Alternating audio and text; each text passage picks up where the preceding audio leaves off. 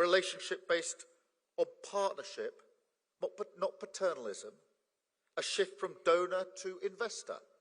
It means supporting countries in the global south to raise more finance domestically. It means tackling unsustainable debt.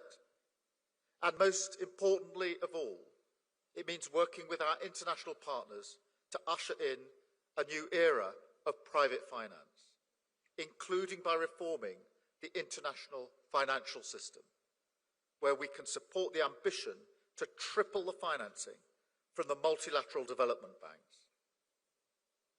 And look, the UK is uniquely well placed to help, not least with the strength of our financial services.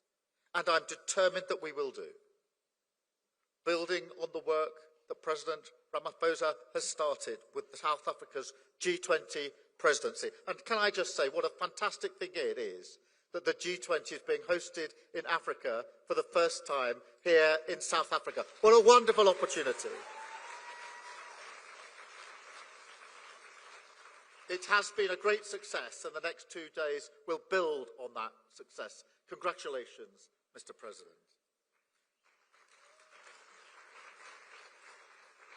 We will work to convene an international coalition to mobilise private investment for development, and together we will bring the full power of the private sector and use it to help solve some of the most pressing global issues of our time, like the fact that 2 million people still die, even from these preventable and treatable diseases every year.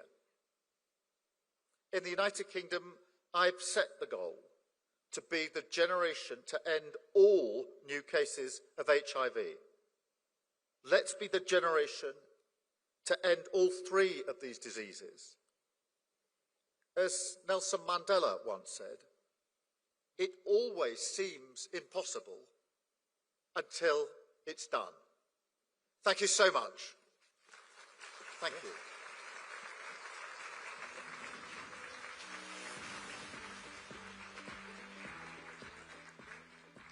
Prime Minister, thank you very much indeed. Prime Minister Starmer, thank you very much indeed.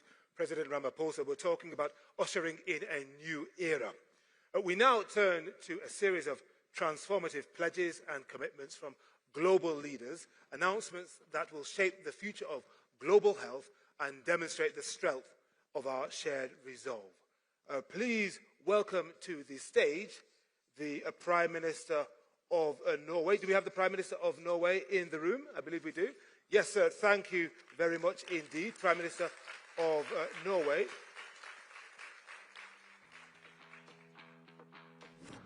Your Excellency Jonas Gahr Støre. Thank you very much indeed.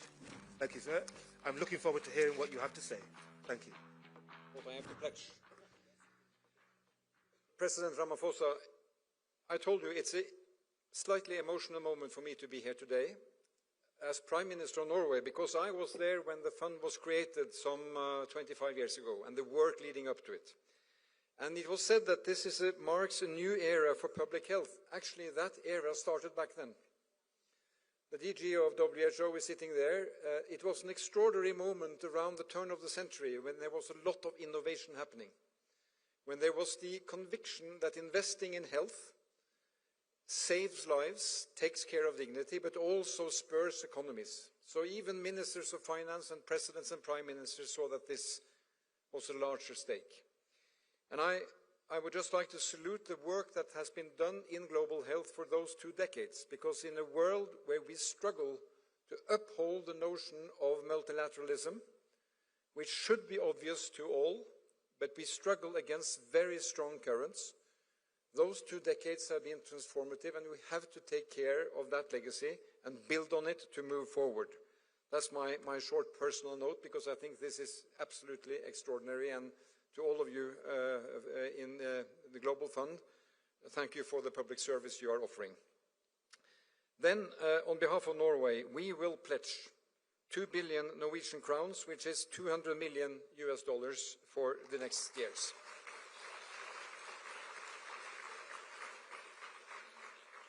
And likewise, we have contributed to Gavi for the same periods. And we invest in the Global Fund for the precisely reasons I have expressed. I'd like to take this opportunity to make just 3 points, 3 inputs. First, we are concerned that women's and girls' sexual and reproductive rights are under pressure. That money, very little money, which makes huge impact, is being taken away, and it is hurting these people, the girls and the women, in a very harsh way. Poverty is striking women harder than men, we know. So this is a trend we really have to work and safeguard the progress. The other issue in the transformative time, we have to work on the global health architecture to make it optimal. That WHO has to cut its budget significantly because one country is pulling back money is very serious for all of us. So now we have to come together and see how we can make the best of the rest. And thirdly, better global health, as always, begins at the local level. So how do we make health systems adaptive and have enough people there to offer the services that can really make the difference in these 3 major diseases, but also beyond? We need to expand primary care. That's where it starts, that way we reach the vulnerable mother, either with the bednet or with introducing how you deal with the diseases of under 5. There is a Lusaka agenda which emphasizes this, mobilizing finance, and we have to support all of that. So, Mr. President, thank you for convening us for G20 on the African continent and also for this tremendous replenishment summit. Thank you.